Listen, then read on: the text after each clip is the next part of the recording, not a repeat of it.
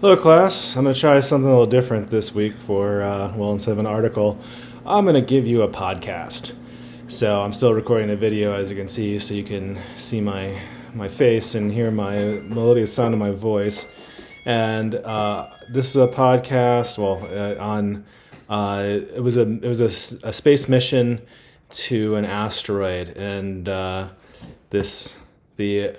OSIRIS-REx mission. So the OSIRIS-REx, it's an asteroid, and we took a probe and we landed on it, and then took samples and then returned the samples to Earth, and then analyzed it. So some really cool things about this. So I remember in the webinar, the escape velocity was 10 centimeters a second. So that's like less than a push-up. So if you wanted to, you could really jump off of this asteroid if you wanted to go into space. So very, very minimal gravity. The other thing, they picked this asteroid because it was kind of black, so they thought there was a lot of carbon stuff on it. So they could look to see what kind of molecules are there, and specifically looking for sugars and nucleic acids and amino acids, these kind of things. And for whatever reason, we haven't quite figured this out yet, that all the sugars on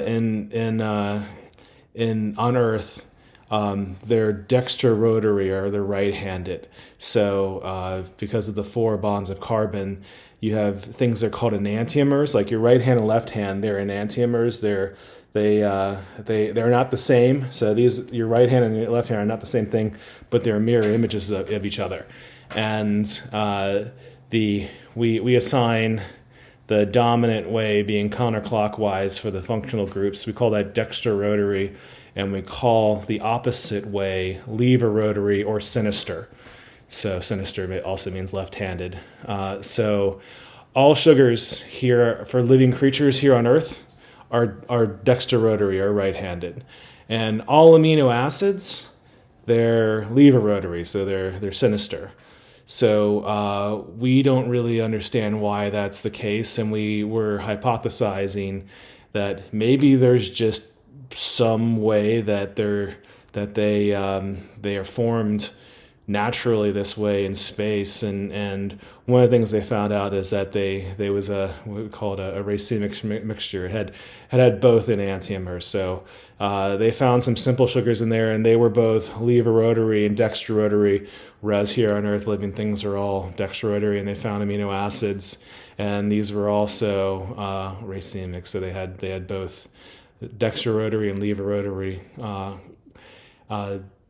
molecule shapes. So that was probably the most fascinating part of this talk, and the implication for that is, so where did life on Earth come from? Was it formed here? Was it transplanted? So this kind of maybe makes sense that life on Earth developed here, versus the transpermia hypothesis, because if there was just a bunch that was, we had to have mixtures of things that they were just kind of favors one way or the other. So but it's still, nothing is solved on that, where life came from, or if it was transplanted, or if it developed here. We're not sure. We really don't know. But it seems like it only happened once, because we don't have these mixtures of molecules, and especially now that we can see in space that they form, and they have the mixtures, the right-handed and left-handed. So that's interesting. Well, I hope you if you don't want to read or watch the whole thing, that's fine too. Another hint is you can skip through the intro, because this is a recording. Also, if you can't see it, let me know. I'm a member of the American Chemical Society, so I can get in this, and I can find a way to like crack it. But I was trying on different web browsers, and it looks like you don't need to be a member to access this. So I hope you enjoy it. If you If you feel strongly one way or the other about this, I mean, I don't. There's fewer webinars. If you prefer to have just articles, you can write a comment or send me an email. So I won't do it again anymore. So, we hope you enjoy it, and with all my communication, I hope you're doing well. If you need anything, lack of basic needs, mental health issues, academic issues, or something else, let me know. Also, we had our first test, and if you get an email from me, I'm always looking out for you. It's never a bad thing. You're never in trouble. I'm just trying to help you out. And I'm happy to work with you guys to develop skills.